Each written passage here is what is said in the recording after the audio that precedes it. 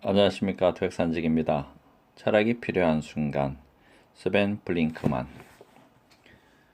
쓸모없기 때문에 쓸모가 있는 목적의 왕국. 칸트의 존엄성 이야기입니다.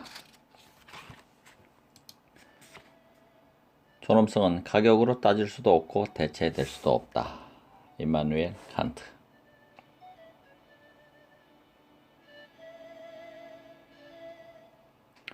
여러분은 타이타닉을 보셨나요? 1997년에 영화가 개봉되었을 때 전 세계적으로 정말 많은 사람이 극장에 몰려갔습니다. 저 역시 그 가운데 하나였죠. 벌써 20년 전 영화지만 지금 봐도 정말 대단한 영화입니다. 거대한 배가 가라앉고 수많은 이들의 운명이 난파되는 과정에서 사랑과 증오 같은 다양한 감정을 담아내고 있죠. 그런데 그 중에서도 가장 기억에 뚜렷하게 남아있는 특별한 장면이 하나 있습니다. 문제의 그 장면은 배가 가라앉으라는 게 분명해진 순간의 장면입니다. 승객들은 겁에 질리기 시작합니다. 바다로 몸을 던지는 사람도 있고 달아나기 위해 동료 승객을 짓밟는 사람도 있습니다. 그런 난리통에서 노년의 한 부분은 손실에 남아 침대에 침착하게 누워 서로 다정하게 끌어안고 말없이 죽음을 기다립니다. 이제부터 일어날 불가피하고 끔찍한 혼란 앞에서 노부부는 수도와 철학이 말하는 마음의 평온으로 대응한 것이죠. 어쩌면은 제가 그 장면을 감상적으로 미화하고 있는지도 모르겠지만은 아무튼 그 온갖 소란과 공포 한가운데서 그들의 입가에 맴돌던 미소와 평화가 지금까지 기억에 남아 있습니다. 영화 속 노부부는 분명 인간의 존엄성이라 불릴 만한 것을 우리에게 보여줍니다. 그들이 그런 평온하고 존엄한 반응을 보이는 이유는 무엇인가?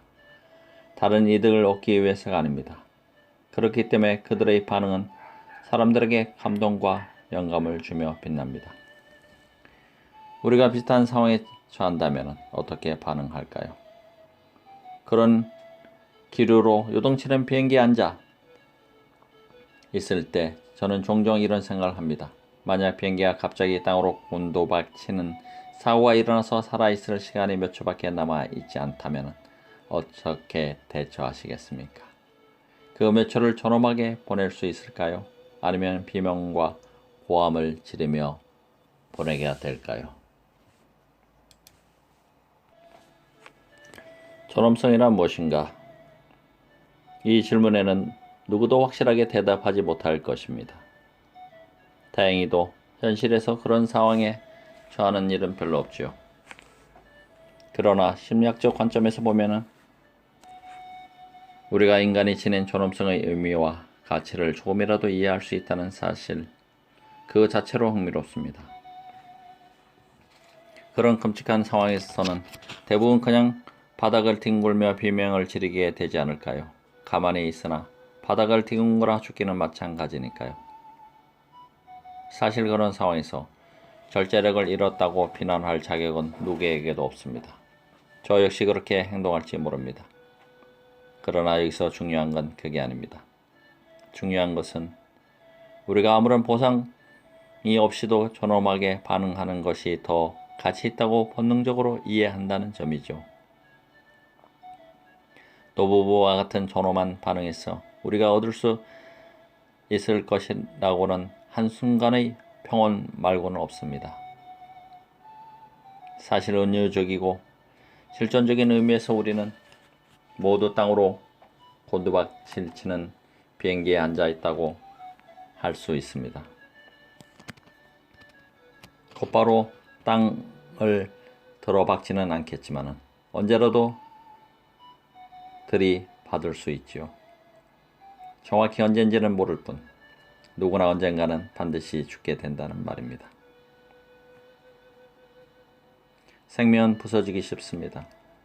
우리의 생명은 쉼없이 움직이는 작은 심장 근육에 달려있는데 근육은 언제든 그 일을 멈출 수 있으니까요. 노르웨이 작가 칼 오베 크나수고르가 나이 투정 일곤처 부분에 담담하게 쓴 것처럼 말이죠. 심장의 삶은 단순하기 그지없다.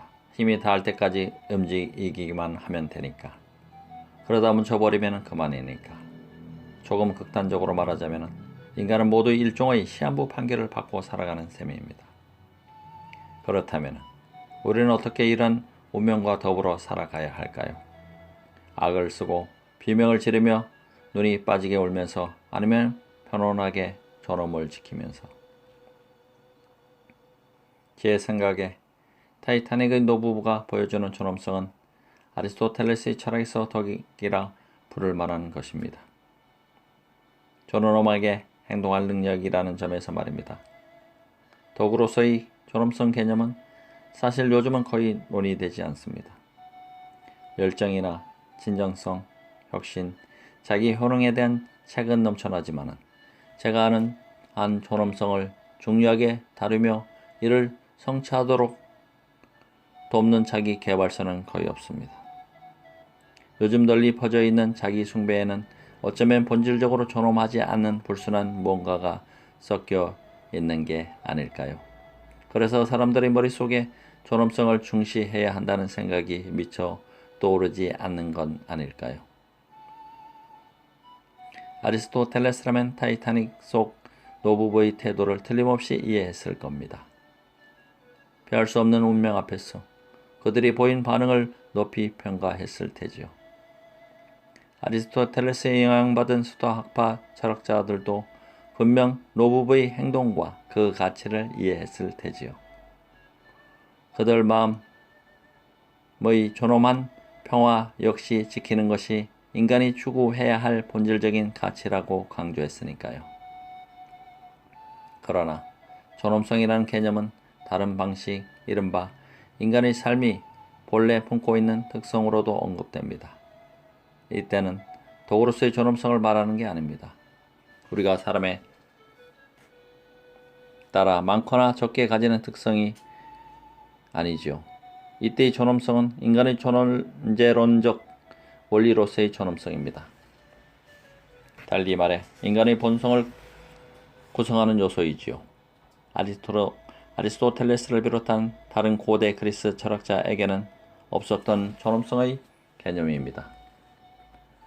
그들이 인간으로 사는 일에 딱히 존엄하다할 게 없고 삶이 그 자체로서는 신성하지도 않다고 생각했습니다.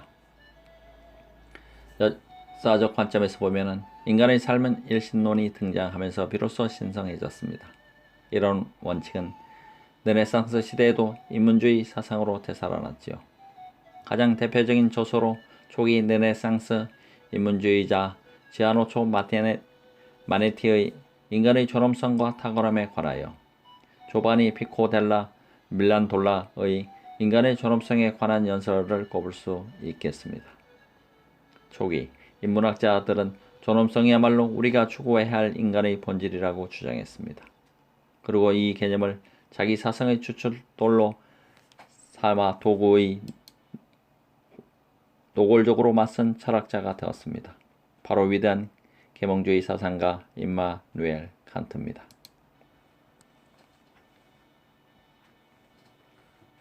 가격을 지닌 것은 언제든 다른 것으로 대체된다. 철학사에 가장 큰 영향을 미친 사람이라면 플라톤과 아리스토텔레스를 들 수 있는데, 거기에 한 사람 더 추가한다면 칸트가 들어갈 것입니다. 순수이성, 인식, 실천이성, 도덕, 판단력, 미학과 목적론을 다른 주요 저서를 통해 칸트는 근본적인 철학적 질문을 제시합니다. 인간은 무엇을 알 수 있는가? 인간은 무엇을 해야 하는가? 인간은 무엇을 희망할 수 있는가? 사실 칸트의 개인적인 삶은 극적인 사건이나 드라마가 전혀 없는 것으로 유명합니다.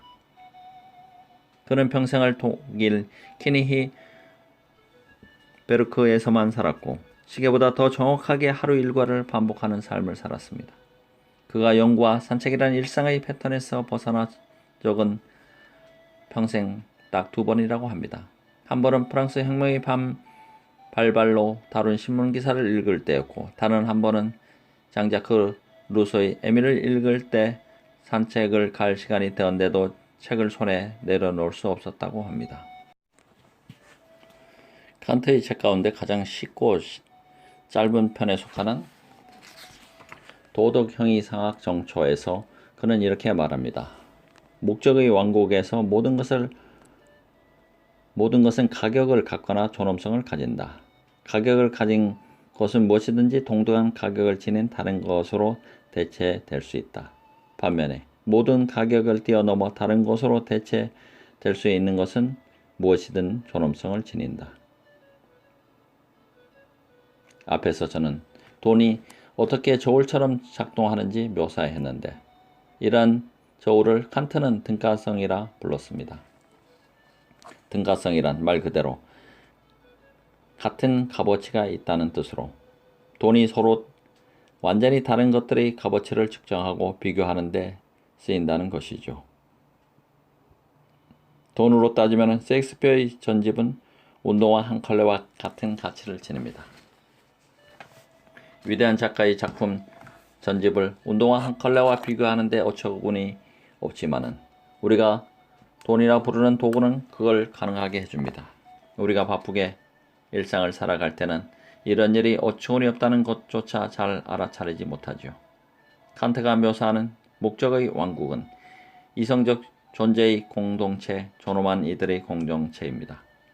이상적인 왕국이죠. 현실에서 우리는 이런 왕국에서 살지 못합니다. 왜냐하면 우리는 늘 이성적일 수 없고 언제나 서로를 목적으로 대화하지도 않으니까요. 그러나 우리는 세상을 그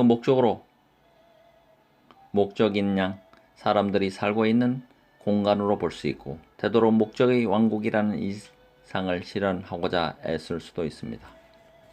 사실 칸트에 따르면 우리에게는 반드시 그렇게 애써야 할 의무가 있습니다. 그 의무가 바로 이 책에서 제공하고자 하는 삶의 중요한 관점들이지요. 사실 우리는 대개 칸트가 말한 목적의 왕국이라는 관점에서 이 세상을 보지 않습니다. 과학적 관점에서도 세상은 자연 법칙으로 설명될 뿐 그 안에는 다른 목적이나 가치가 있지 않습니다. 이런 관점에서 세상은 복잡한 기계와 같을 뿐이며 우리가 세상에서 부여하는 것 말고는 다른 의미가 없습니다. 바로 우디 앨런의 세계관이죠. 반면 앞에서 살펴보았듯이 아리스토텔레스는 세상을 완전히 다른 관점에서 봅니다. 그에게 세상은 분명히 그 자체로 목적과 의미를 가지고 있는 것입니다. 반대로 갈릴레이와 뉴턴부터 시작된 현대과학은 이런 생각의 여지를 남기지 않습니다. 하지만 칸트는 우리가 인간으로서 기계적인 인과율의 세상에서만 살 수는 없고 그가 목적의 왕국이라 부르는 것과도 관계를 맺어야 한다고 지적합니다. 아마도 몇몇 독자는 이런 생각에 반대하며 우리 삶 또한 필연적으로 자연의 일부일 뿐이라고 주장할 것입니다. 그러니까 우리는 자연의 법칙에서 자유롭지 않고 특별히 존재하지도 않다고 말이죠. 이에 대해 칸트라면 이렇게 대답할 것입니다. 그것이 정말 사실인지는 아무도 모르지만 삶의 모든 것이 결정되어 있다는 가정 아래서는 우리 삶은 모든 의미를 잃습니다. 삶의 의미를 되찾기 위해서는 우리에게 자유와 존엄성이 있다고 가정해야 합니다. 이 점에 대해서는 자유에 대해 다룬 9강에서 다시 자세히 살펴보겠습니다. 칸트는 우리가 자유를 생각하는 것만으로도 충분하다고 보았습니다. 그걸 통해 우리가 자유라는 관점, 목적의 왕국이라는 관점에서 서로 관계를 맺을 수 있기 때문입니다. 또는 앞에서 언급했던 윌리엄 제임스처럼 생각할 수도 있을 것입니다. 내가 자유의지를 발휘해 처음 할 행동은 자유의지를 믿는 일이 될 것이다. 칸트가 말한 목적의 왕국에서 모든 것은 가격을 지니거나 존엄성을 지닙니다. 사람들은 서로 물건을 사고 팔며 온갖 재화와 서비스에 가격을 붙입니다. 그러나 우리가 그것을 교환할 때 그리고 돈이라는 수단으로 모든 가치를 평가할 때는 가격만 있고 존엄성은 사라집니다. 앞선 칸트의 글은 다음과 같이 이어집니다. 인간의 보편적인 경향성과 필요에 관련된 것에는 시장 가격이 있다.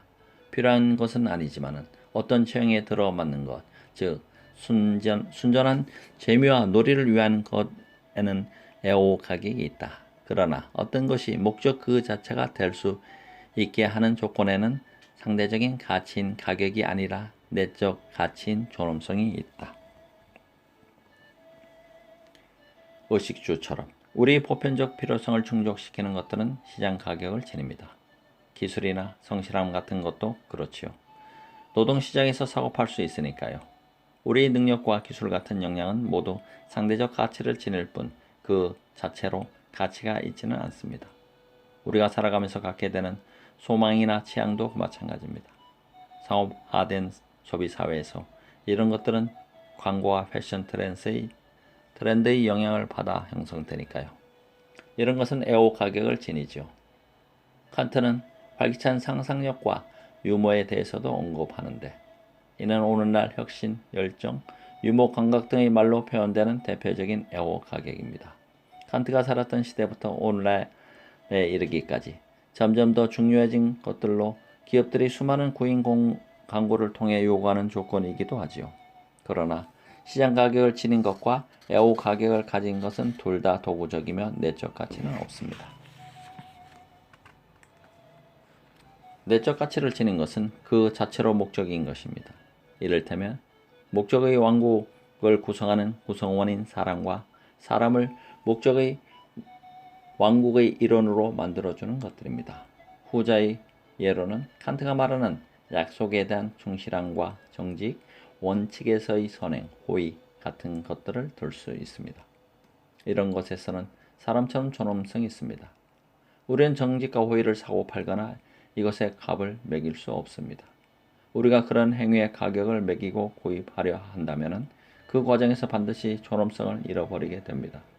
우리는 이를 역설적인 방식으로 표현할 수 있겠네요. 진정 가치를 지닌 것일수록 가격을 매길 수 없다고 말입니다. 칸트는 인간에겐 내적 가치 있다고 주장합니다. 사람이 다른 동물과 구별되는 주요 특징은 우리에겐 존엄성이 있다는 점이죠. 우리의 자율성이 우리를 존엄하게 합니다. 말 그대로 우리 스스로 도덕 법칙을 정하고 이를 지킬 수 있다는 뜻이죠. 그렇다고 이 말이 우리가 각자 무엇이 옳고 그른지를 마음대로 정할 수 있다는 말은 아닙니다. 오히려 그 반대죠. 우리가 이성적인 존재이기 때문에 개별적이고 주관적인 소망과 기호와 별개로 보편적으로 무엇이 옳고 그른지 판단할 수 있습니다. 삶에서 무엇이 옳고 무엇이 우리의 의무인지를 판단하는 것은 개인의 비전이나 직감에 달린 일이 아닙니다. 우리가 무엇을 생각하고 느끼든 사람으로서 반드시 해야 할 의무가 있습니다. 좀 더 구체적으로 말하면 무엇보다 우리는 다른 사람이 지닌 존엄성을 존중하고 보호해야 할 의무가 있습니다. 개인적인 이득을 위해서 다른 사람을 이용하거나 특정 목적을 이루기 위해서 수단으로 취급해서는 안 됩니다. 사람은 언제, 어느 때, 어느 곳에서나 그 자체로 목적이고 앞으로도 늘 그럴 것입니다. 칸트가 다소 난해하고 형식주의적인 방식으로 쓴 것처럼 말입니다. 모든 이성적 존재, 당신 자신과 다른 사람들, 당신의 도덕 법칙 안에서 그 자체로 목적이 될 수 있도록 행동하라. 사람이 된다는 것은 이처럼 그 자체로 목적이 되는 것입니다. 물론 우리는 다른 사람과 도구적 관계를 맺는 일을 완전히 피할 수는 없습니다. 예를 들어 우리가 물건을 살 때 점원은 우리를 돕는 수단이고 마찬가지로 기계공은 차를 수리하기 위한 수단이니까요. 물론 칸트 역시 이런 것까지 없애고자 주장한 것은 아닙니다. 이런 관계는 아무 문제가 없습니다. 다만 우리는 이 사람들이 수단의 기능을 하지만 동시에 본질적인 가치를 가지고 있는 존재로 대우해야 한다는 것입니다. 다른 사람을 수단으로만 취급하는 것이 아니라 목적으로 대하고 관계를 맺어야 하는 것이죠. 우리에게는 마땅히 그래야 할 의무가 있습니다.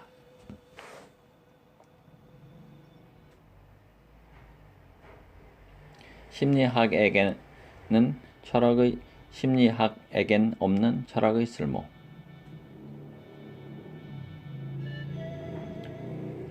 하지만 안타깝게도 사람을 그 자체의 목적이 아니라 수단으로만 취급하는 사례, 갑을 매겨 존엄성을 짓밟고 하찮게 대하는 사람은 어렵지 않게 찾을 수 있습니다. 노예제와 인신매매는 인류가 만든 가장 극단적인 사례죠. 하지만 그보다는 덜 극단적이고 그만큼 도덕적 비난을 받을 만한 형태는 아니라 해도 사람을 수단으로 취급하는 사례는 굉장히 많습니다. 미국의 유명한 라이프 코치 토니 로빈스는 이렇게 설교합니다. 성공이란 당신이 하고 싶은 일을 당신이 원할 때 원하는 곳에서 원하는 사람과 함께 원하는 만큼 하는 것입니다. 개인의 소망에 따라 다른 사람의 가치가 달라진다는 생각을 표현한 말입니다. 로빈슨에 따르면 성공이란 욕망 너머에 있는 다른 사람을 바로 보는 것이 아니라 원하는 것을 원하는 사람과 함께 하는 것입니다. 다른 사람을 성공의 부품이나 개인의 욕망을 충족하기 위한 도구로 여기는 것입니다. 인간이 존엄성을 지닌 존재라는 칸트의 생각에 동의한다면 결코 성공을 이렇게 정의해서는 안 됩니다. 다른 사람을 단지 우리가 원하는 것을 얻어내는 수단으로서가 아니라 목적 그 자체로 대우하는 것이 진정한 의미의 성공과 관련이 있음을 받아들여야 합니다. 사람에게 갑을 매기는 현상은 이 밖에도 여러 있습니다. 호주와 뉴질랜드, 일본, 오스트리아를 포함한 여러 나라의 정부는 이민자를 받을 때 점수제를 운영합니다. 박사 학위를 가진 사람은 학사 학위를 가진 사람보다 더 높은 점수를 받습니다. 영어를 하는 사람은 중국어를 하는 사람보다 더 높은 점수를 받습니다. 사회에 좀 더 이익을 주리라 여겨지는 사람에게 점수를 매겨 입국을 승인하는 것이죠. 점수가 부족한 사람은 거절당합니다. 이런 제도는 사람을 내적 가치를 지닌 존재로 여기는 것이 아니라 경제적으로나 사회적으로 쓸모가 있어야 하는 도구적 존재로 보는 것이지요. 이런 제도 아래서 인간의 존엄성은 전혀 고려되지 않습니다. 우리는 인적 자원이나 인적 자원 관리라는 말을 자주 사용하지만 그 용어가 얼마나 도구주의적인지 까맣게 잊곤 합니다. 사람은 석유나 철광석처럼 되도록 많이 이용하고 효율적으로 활용해야 할 자원이 아닙니다. 사람은 누구나 존엄성을 지닌 자율적 존재이며 다른 무엇을 위한 자원으로 취급되어서는 안 됩니다. 그렇다면 여기서 고민할 문제가 하나 있습니다. 인간이 본질적으로 존엄하다는 칸트의 인본주의적 생각을 오늘날 어떻게 되살릴 수 있을까요? 이 질문에 답하기 위해서는 아마 개인적인 차원을 넘어 정부 차원의 정책적 실천이 필요할 것입니다. 시민을 공공서비스의 소비자나 경제적 자원만이 아닌 언제나 사람으로 대할 수 있도록 만드는 정치적, 사회적 차원의 집단적 노력이 필요한 것이죠. 그런 변화가 일어날 때까지 평범한 우리는 모든 사람이 본질적으로 존엄하며 존중을 받을 자격이 있다는 사실을 끊임없이 되새길 필요가 있습니다. 이런 의미에서 저는 존엄성이 우리가 살면서 놓치지 말아야 할 관점 가운데 하나가 되길 간절히 바랍니다. 존재론적 존엄성과 도구로서의 존엄성 두 가지 측면 모두에서 말입니다. 그래서 앞에서 말한 것처럼 안타깝게도 우리 사회는 이런 존엄성을 다루는 연구나 책이 턱없이 부족합니다. 저는 오랫동안 심리학을 공부했고 연구하고 가르치고 있지만 심리학 분야에서 존엄성이라는 개념을 마주친 기억이 단 한 번도 없습니다. 생각해보면 꽤 충격적인 일입니다. 어쩌면 그건 현대 심리학이 인간의 존엄성을 어떻게 다뤄야 할지 모르기 때문일 테지요. 존엄성이란 도구화하거나 현금화하는 것이 불가능하니까요. 이런 점을 떠올리면 우리가 단단히 딛고 설 중요한 실존적 관점을 상기시키는 쓸모 없기 때문에 쓸모가 있는 옛 철학자들이 있다는 사실이 얼마나 다행인지 모르겠습니다. 철학이 필요한 순간 쓸모 없기 때문에 쓸모 있는 목적의 왕국 칸트 편이었습니다. 감사합니다. 태백산직이었습니다.